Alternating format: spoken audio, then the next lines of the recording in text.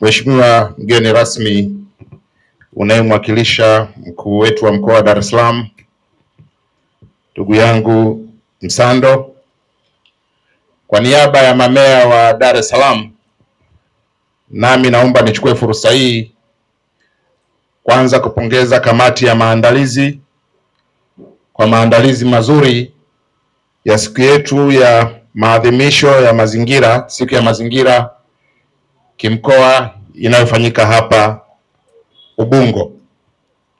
Sisi kama mamea kwa kushirikiana na waheshimiwa madiwani na wenyeviti wetu wa serikali za mitaa, siku zote tumekuwa bega kwa bega katika kuhakikisha kwamba tunalinda na kuhifadhi mazingira.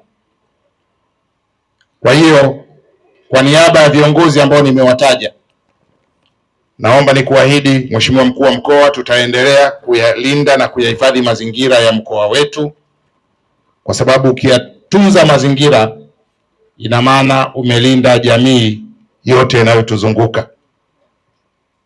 Na kwa kupitia hilo, tunaomba serikali iendelee kusimamia utekelezaji wa sheria, kwa sababu mazingira yamekuwa yakiharibika kwa sababu wananchi wengi wamekuwa wakivunja sheria wakati sheria zinataka mazingira yatunzwe.